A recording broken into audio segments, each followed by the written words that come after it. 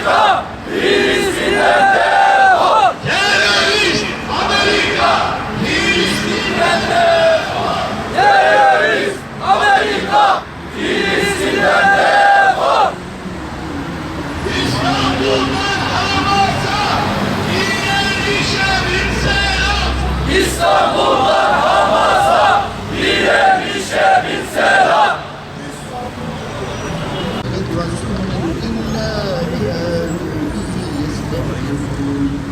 ألم يروا كم أهلكنا قبلهم من القرون أنهم إليهم لا يرجعون وإذ كل لما جميع لدينا محضرون فآية لهم الأرض بيتا أحييناها وأخرجنا منها bir ruh, birden, nefsike ya aksa.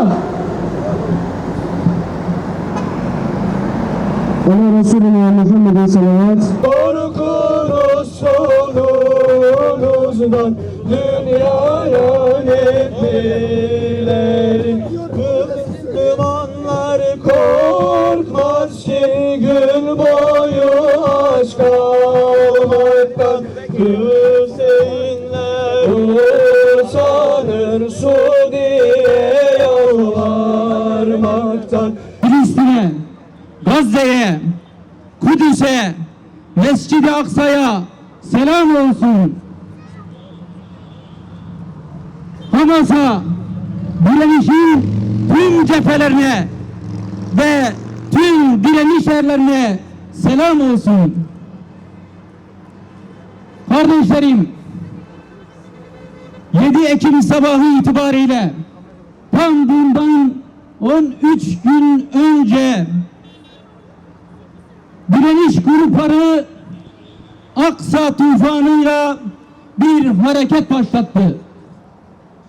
Ve bu harekat ile, bu operasyon ile sözüm ona yerleşimci dedikleri işgalci güçleri kovaladı ve işgal altındaki topraklarda yer alan İsrail'e ait karakolları bastı, askerleri öldürdü ve birçok komutanı esir aldı.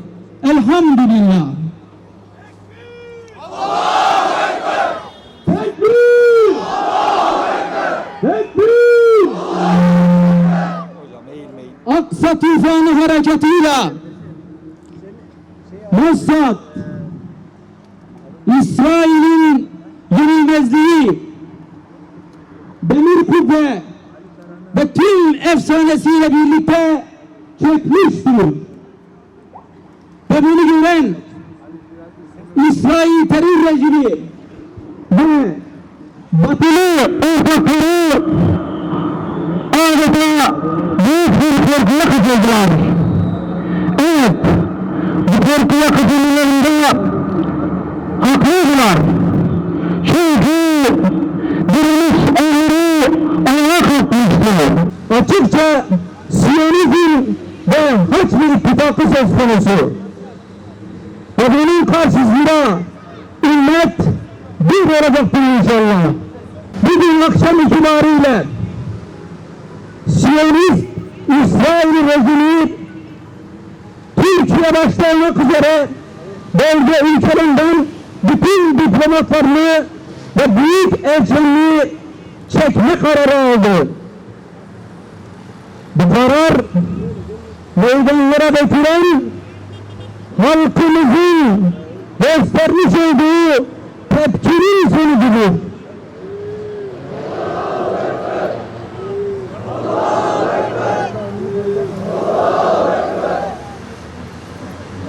Gidişleri olsun, dönüşleri olmasın bu Siyonist cephenin. Tekbir! Tekbir! Terörist İsrail Filistin'den defol! Terörist İsrail, Filistin'den defol! Terörist İsrail, Filistin'den defol! İnşallah bizim bu azmimiz, bizim bu gayretimiz sadece gidişlerine değil, bu terör rüyalarının, teröristlerinin gidişlerine değil, İnşallah bir daha dönmemek üzere ve bu terör rejimiyle bütün ilişkiler kesilinceye kadar devam edecektir. Ve inşallah direniş cephesinden her gün zafer haberleri duyacağız. Çünkü Rabbimiz şöyle buyuruyordu: zalimler nasıl bir inkılap edebileceklerini yakında bileceklerdir. Eğer inanıyorsanız üstün görecek olan sizlersiniz. Tekbir! İnananlarındır inşallah. Tekbir! Tekbir! Tekrarın gecemiz, kıyamımız mübarek olsun inşallah. Esselamu Aleyküm ve Rahmetullahi ve Berekatuhu.